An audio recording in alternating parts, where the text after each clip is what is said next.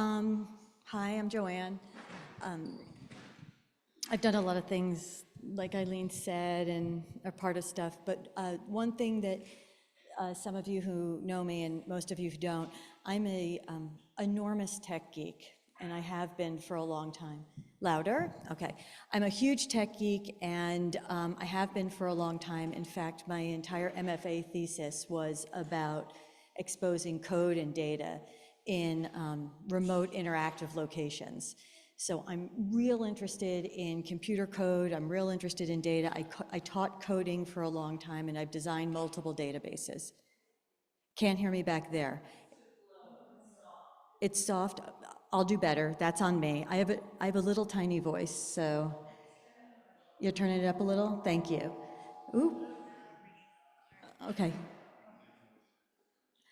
I'll do better, I'm sorry. That's my voice, it's not it, it's me. Um, the- Right, right, that's the room. There's not a lot I can do about that. So tell me and then I'll repeat things if you want. Um, so I got the opportunity to go to the, cool, to go to the Anonymous Was a Woman symposium that was held at NYU.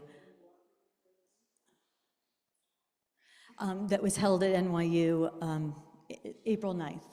And it was super interesting to me because I love data. And part of it was I got to participate in the survey and I had forgotten about it. So when I got the announcement that they were going to do a rundown of the data from the survey because the report was getting released, I got real excited and wanted to see what the outcomes of it were.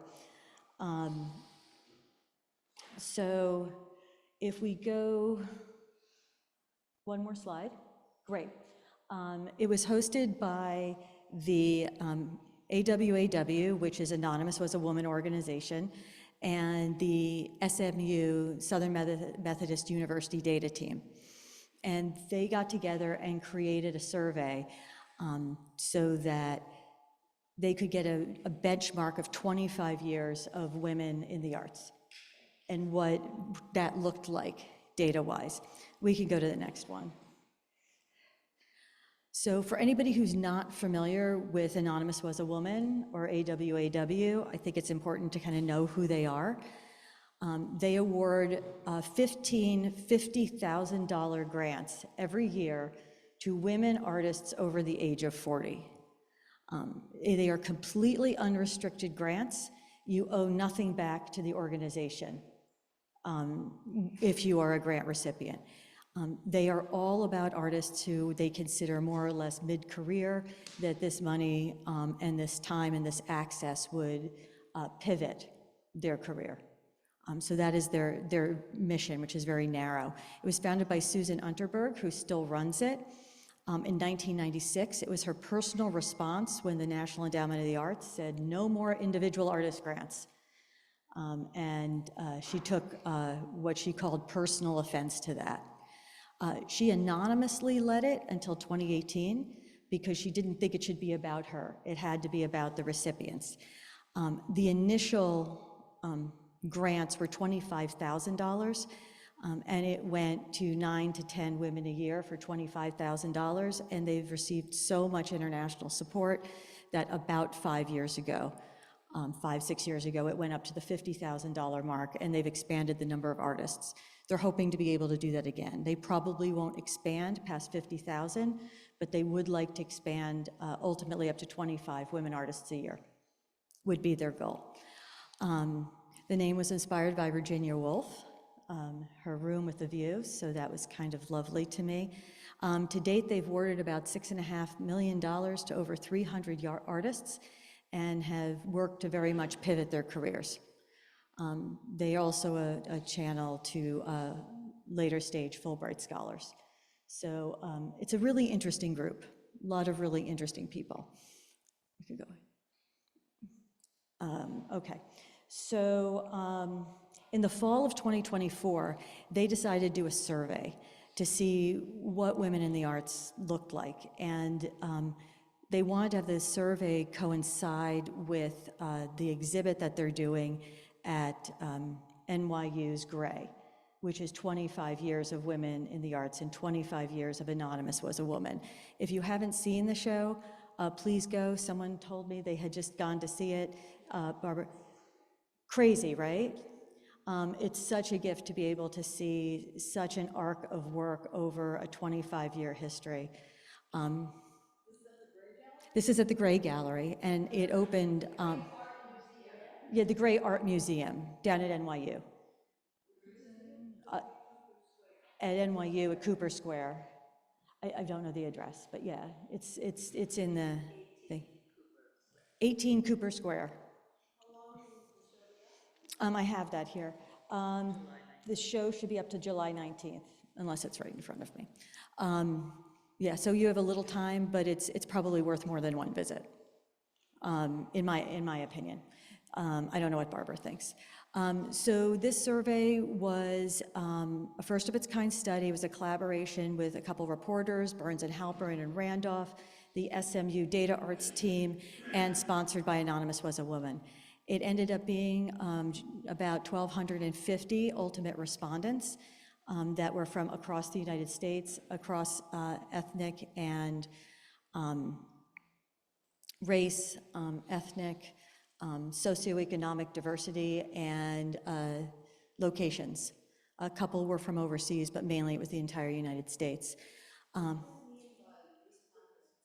Those are the number of people that got to fill out the survey. Each responded to somebody that completed the survey. And stop me if I get really geeky on you.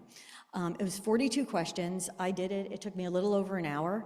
And the initial pool of 700 recipients is what it was sent to. 322 of them were previous grantees. The rest of that 700 were people that people associated with AWA knew. And then they used something called a snowball technique to get the rest of the respondents. So everybody who was initially invited was asked to invite other people. And that way they were hoping to get a maximum diversity from that. It's a really good way to create a data pool. If you're looking for diversity within your data pool. That's how it came to me. It came to me as part of that snowball. The snowball is what took the original 700 and boosted it up to almost 1,300. So for me, it's important to know where data comes from, to know how a survey is collected and who's part of it, to understand the outcomes of it, because data can be very tricky, and statistics can be very tricky. The responses were purposely segmented by age, race, ethnicity, and location. And then they looked at each of the segments so that they could spin the data across those three points, across these three segments. Does that make sense? Okay, just wanted to make sure before we looked at it that you knew where it came from. We should be able to go to the next one now. Great. So the report was structured into 4 distinct chapters: experiences in the art world, life and work, and finances, which seem to affect all of us. I don't want to forget, because I made David promise to remind me, so I'm going to do it right now. While this is a specific survey for women in the arts, they have talked to other places about men's respondents and what it looks like for men as well. But the mission of this was women only. So there'll be a couple of things when I show you some of the charts that I'll point out about a difference between men and women. But for the most part, it applies to both. All right, and then conclusions. They drew conclusions with key takeaways on it. So we can go to the takeaways now. There we go. There were 10 key takeaways in the report, and I do encourage you to look at it. It's really easy to read. It's super well laid out. I think it's already on, it may or may not already be on the message board. If it isn't, I'll make sure it's there this afternoon. The 10 key takeaways that they found out is the number one of everything is that we required a very strong sense of community. And I thought when I first saw that, and I'll show you the data around it is coming, it made me think of organizations like this and kind of how important they are. Hybrid, virtual, together, the other ways people get together. It is quintessential for women in the arts to have community like this. And I thought, and this is data supported. There's disillusionment with institutions. Gender bias is absolutely real. There is no ideal age. We're going to talk about that one. I pulled the data about that one. There's tremendous concerns about censorship. That was such a big part of the report that came out. I did not include it because it would take too much time. I would really encourage you to read that. And the definition of what is censorship changes by age, race, and location. So it's not even, are you censored, but how do you define censorship was really core to this, and I found that interesting. That could be its whole talk all by itself. Not surviving on sales. And when they say that, that's sales of your artwork, not your expertise. So not in terms of, do you teach workshops or teaching or additional stuff that's related? Purely selling your work is when they talk about sales. That's what we're talking about. That art is not full-time. This is one of the things that is different for gender, which I found interesting, and this is one of the data sets I did pull. It is definitely for financial precarity for all segments, regardless of financial background. There's a sense of precarity within financial support for the arts only. Absolute lack of studio space. And what do you do for creative studios? I know we've talked about that a bunch. A bunch of us work out of our homes, some of us don't. Some of us do both. There is no distinction for age, race, location, or financial stability for lack of studio space and lack of storage. And I found that super interesting. I would not have expected that. And we as a whole, women in the arts who are full-time artists, we have fewer children, which was a really interesting statistic to me. We have a higher percentage of no children than many other population segments, which I found interesting. It does not affect us having more time, which I also found interesting.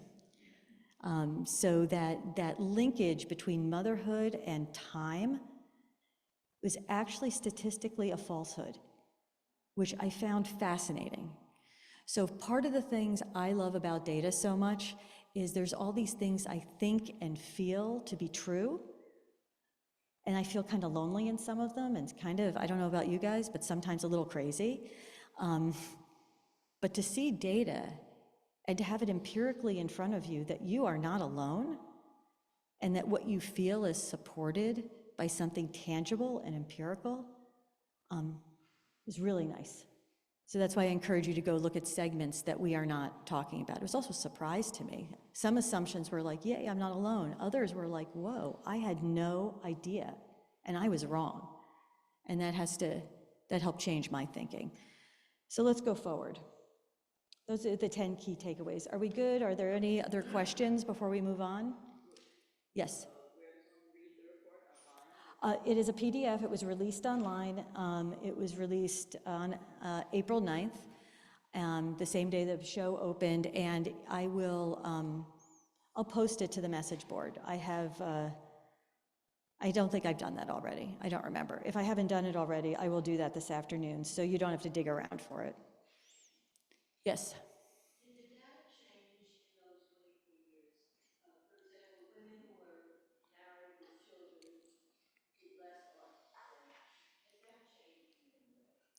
To the best of my knowledge, repeat the question. I'm so sorry. Regina asked if there's been a change over the 25-year period of women having children or not, right?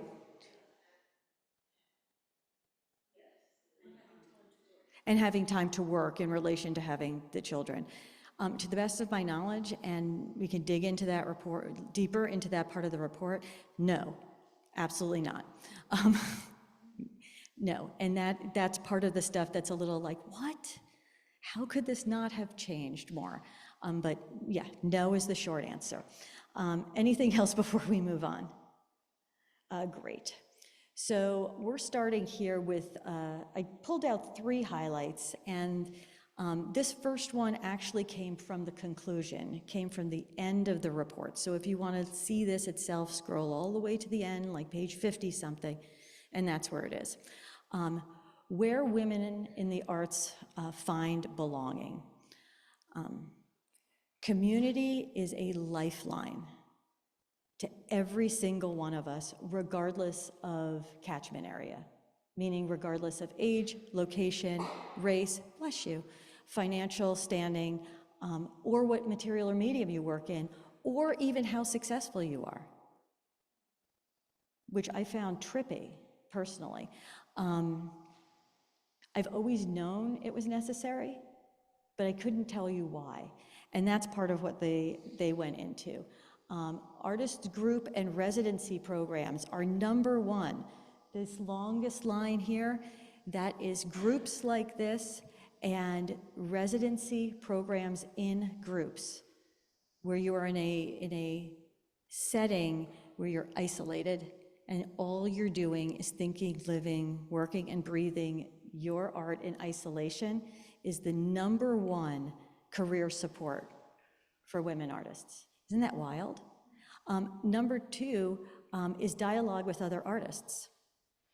And number 3 is non-resident group fellowship programs or groups. 1, 2, and 3, and then I guess the 4th one is socializing with other artists, which we could have guessed. I would have put that first. It's actually 4th. If you put those 4 together, it makes up over 60% of what the respondents felt was the most important thing, and every single one of those has to do with community, which I thought was interesting. Those 4 are group artist residency programs, are dialogue with other artists. If you get into the data, it will tell you it's specifically women artists. I'm not sure that's true. I'm not sure I personally believe that, but that's a me thing. Non-resident group fellowship programs. So, like this. And socializing with other artists, like this. Those 4 things make up over 60% of what is most important to us as women artists. I thought that was wild. Some of the, this is out of order. Oh, I see what I'm doing, hold on. I want to give you some quotes. So those are on the key takeaways, here we go. So I don't want to misquote anything. So here we go. The message is loud and clear. The biggest form of support is one another. Women thrive together and they crave more opportunities to be in communities. Women actually are happier in group shows.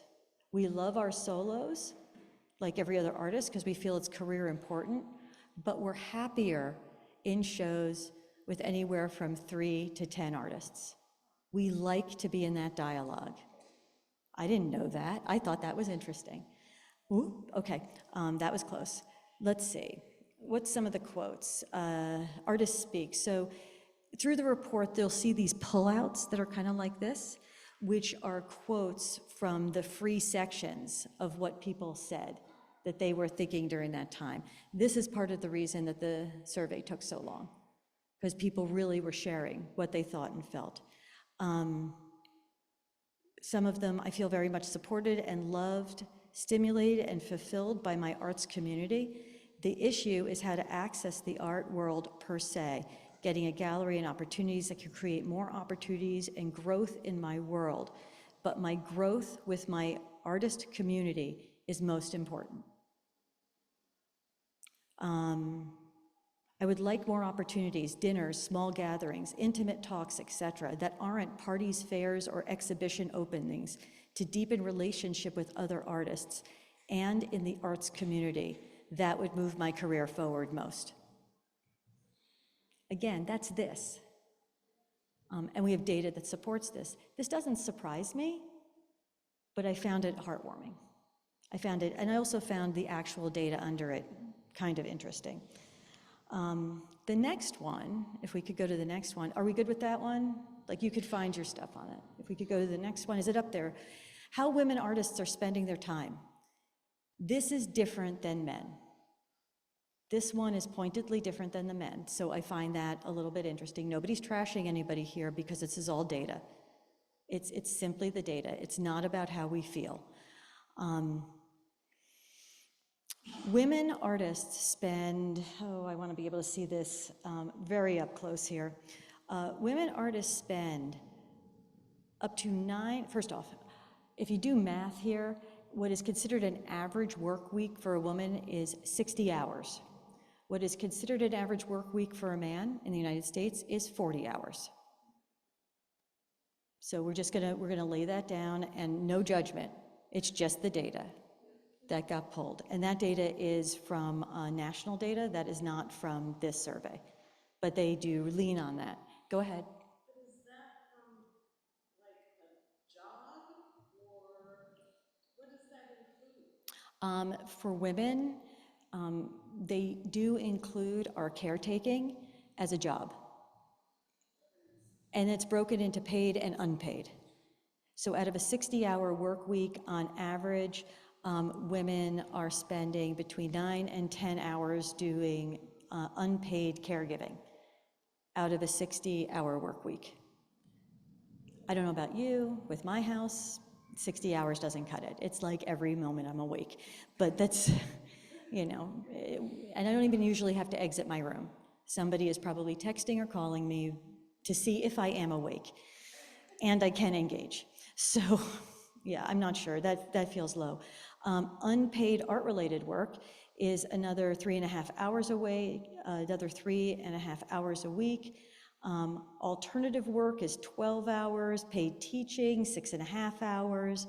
Other paid hours can be up to 8 hours. And then that leaves, if you're based on a 60-hour work week, that gives you about 19 hours to make art. If you're only doing that, and that is then considered a full-time working artist, because you are working full-time. Isn't that wild? Isn't that sort of trippy? Men statistically, and purely statistically, and not all men, do not caregive in the way women do and women are expected to. And it has affected our art careers. And caretaking does not necessarily mean having children. Caretaking right now is the sandwich generation. We are taking care, thank you. Do you want to share? So the comment was 3 children, an aging mother, and an outstanding sigh. Because I think we all feel that. I could do the percentage maybe in my head. It's about, if you're lucky, 19 hours out of your 60. Does that resonate with anybody? If you have or do not have children, or you are a caretaker.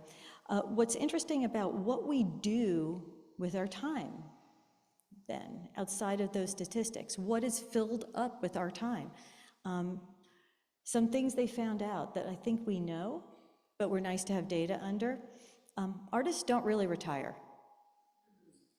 Thank God, we kind of really don't start. Older respondents are working at nearly the same rates as their younger counterparts. 46 hours a week compared to 50 hours per week for middle-aged artists, 52 hours for the younger generation, and this reflects a larger trend in the US workforce overall. 45% of 65-year-olds were retired. Woo! Speaking of children, and even after retirement, they're still engaged women in up to 46 hours of work a week, again, 19 to 20 of those hours which are in the arts and in their studio. They do normally. Yes. The time that they're talking about in terms of your artwork, does that include the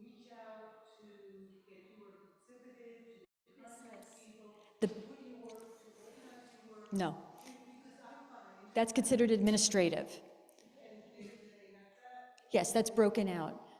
Right, I find that it's become increasingly right. And I, normal part of my life. again, I encourage you, and you are not alone. And honestly, for me, Artwork Archive, I'm not plugging it at all. That was a game changer. So, I'm so sorry. The question was, does the 19 to 20 hours a week include, in studio time, include administrative work? Paid or unpaid administrative work, whether you're doing it for someone else or for yourself? No, it does not. No, that is carved out. You're probably gonna have to remind me every single time, so I'm sorry. It seems that time spent making art varies widely by race. Now remember, we're in the catchment of women, but widely by race. Yeah, and then you could break these down. I just don't want to throw a ton of statistics at you that are hard without looking at them, but widely. The race that spends the most is about 20 hours a week, and the least is down to 11. So that's a huge gap based on race. Women in the arts spend a lot of time caretaking, and it's not just for children or parents, but women in the arts spend this tremendous amount of time caretaking for their community. They do a lot of volunteer work, and they work for their community because community is so important. So I find that interesting. We talked about the sandwich generation all together. All right, here's something that super surprised me, and then we're gonna move on to our last one. Is it your birthday? Oh, don't be sorry. Is it your birthday? Sorry, everybody. On Zoom, somebody's phone just started playing happy birthday, and I got real excited that it was someone's birthday. New Yorkers get more time to dedicate to their art. Does anybody in the room feel that? No. But here we go. New Yorkers are spending the most time making art and the least amount of time caregiving. 23 hours making art and 6 hours caregiving each week.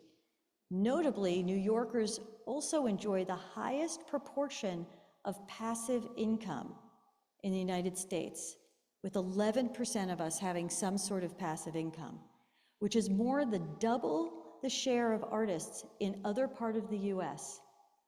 Number 2 to us is Los Angeles, and only 5% of the artists living in Los Angeles are supported by any level of passive income. Not sure what that means. I found it weird, and it kind of surprised me. Anything that's passive income, anything, and it could be from pensions, renting a house, Airbnb, licensing, teaching workshops, anything that, online workshops, anything that's passive. You don't have to do too much to have it come your way. Meanwhile, also surprisingly, artists in LA dedicate more time to caregiving than those in any other region. Almost 15 hours a week, and significantly less creating art, 16 hours a week, because they're driving everywhere and sitting in traffic. 16 hours creating their art. Did I get that backward? Hold on, let me make sure that. Yes, I did. The picture looks very different abroad, and there's a clear tension between caregiving and art making. International surveys report that the second highest number of caregiving hours is 11.3, and the hours spent making art can be up to 20, but they spend less time on teaching and other paid work. For context, the government of France pays you to be an artist. You get a stipend if you are considered a registered artist with the government. And during COVID, they tripled it. instead of reducing it. So that's an example of one country. I mean, several countries have setups like that. By the way, for those of you who just had a brain flash, let's move to France. That will not help you. They do not do it for expats. You have to be a full citizen and you have to be a registered artist. And there's a way that there's an arts registry. So dial it back, don't move to France just for that reason.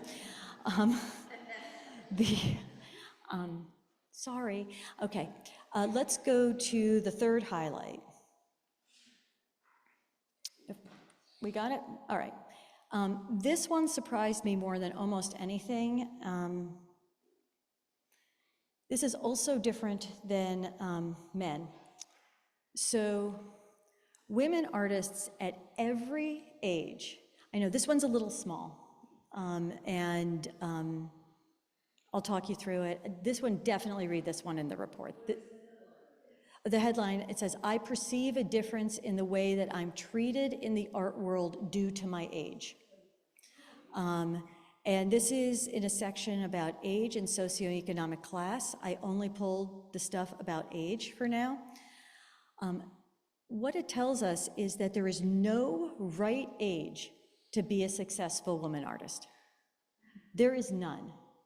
And I found this wild.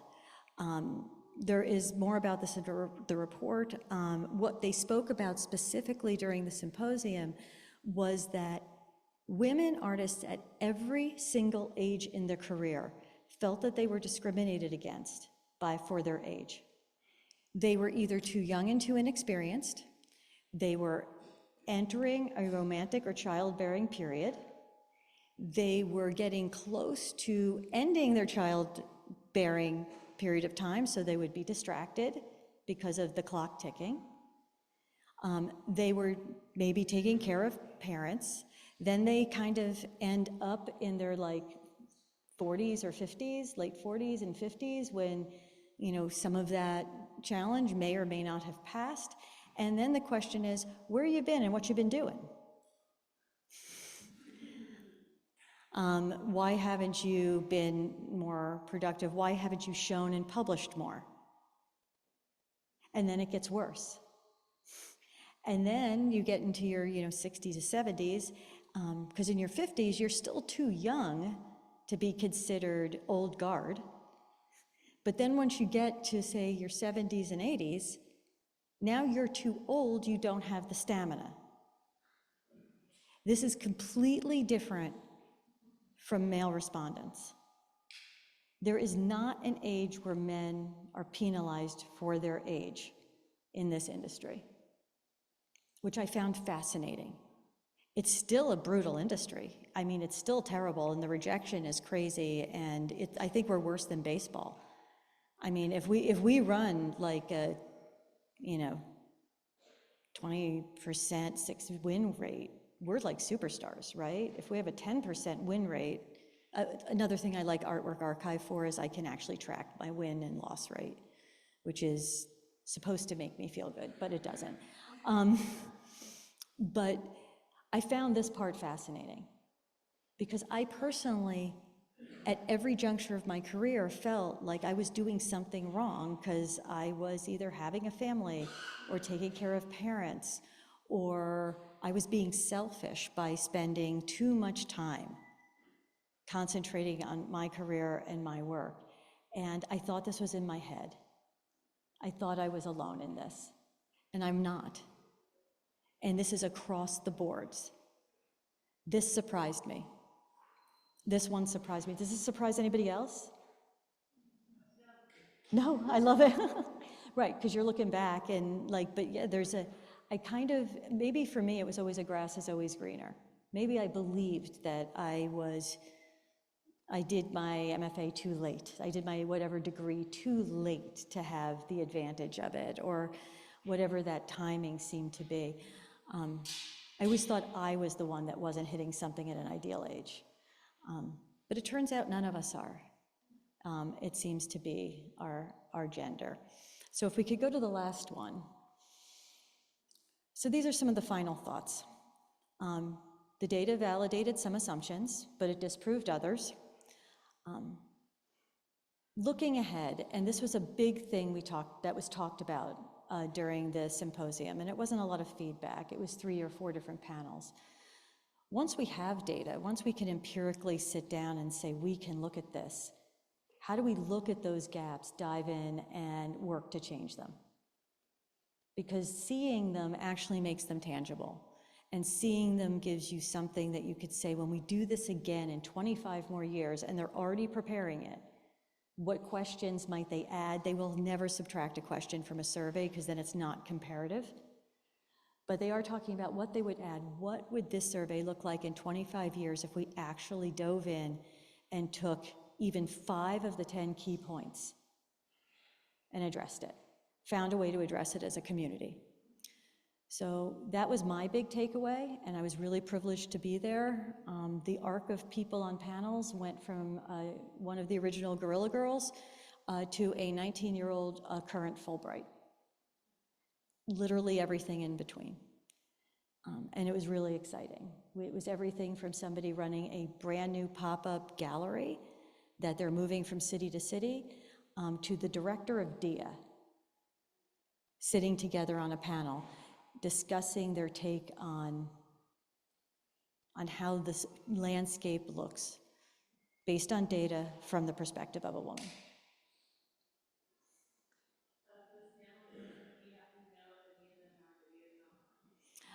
AWAW said that they were going to, and I think they were recording it through the Kimmel Center at NYU. What? Beat the question. Repeat. Maybe if I do this again. Anyway, Janice asked, is there a recording of the symposium online? And that was the answer. To the best of my knowledge, they were doing that.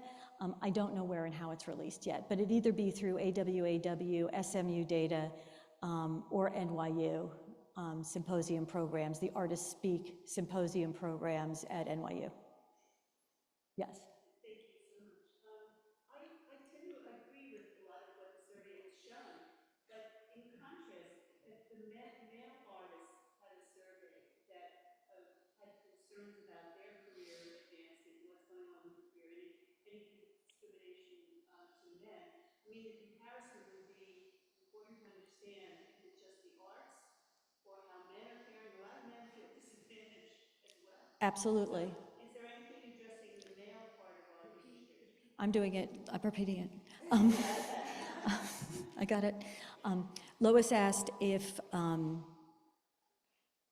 how it would fare if like men did this as well, and is there a male counterpart survey? To the best of my knowledge, there is at this point in time not an exact male counterpoint survey, but I do think that would be interesting. There's elements of it that have been addressed in surveys and statistical data that has come through that address all artists. To the best of my knowledge, there has not been one that is solely for male artists. The ones that I said are comparative, or comparisons brought up, those are actual practical and didactic surveys that were data-driven through either places like NEA or NYFA or a lot of the different large funding. Fulbright did some that were It has a lot to do with pride. In other words, I think that this evaluation shows that women are looking at some truths that pride isn't necessarily like we have to conceal that about the industry. This is what honestly happens to women. Yes, and I think that's part of the, so what Lois said is that there's a pride element that somehow has to be let go of or becomes an important part of the discussion. And pride did come up in several of the panels, and part of it was there was an assumption made that one of the reasons women do so well in groups is we are quicker to let go of individualistic pride, and we become proud of the group. We can channel off of each other's pride, yet still be competitive, but not in a dog-eat-dog sort of way, competition. But I do think having the exact same questions and having a true data comparison would be fascinating. Yes? I was wondering how the respondents were originally identified. So the respondents, the question was, how was the respondents originally identified? About 320 of them were past AWA grant recipients. The rest of the first 700, so another 340 or so, 360 or so, were people that the network of the AWA organization personally knew. And then after that first 700, the next 700 or so came from a snowball, came from asking people who were invited to invite other people. 1,250, 60 something, and the whole thing, from the time it was first released to the time you needed to get the survey back, was only about 4 weeks, 3.5, 4 weeks. So the question does beg there, had there been a longer period of time, could it have been a wider catchment of respondents? I think I've well gone over. We'll answer anything else that comes up another time.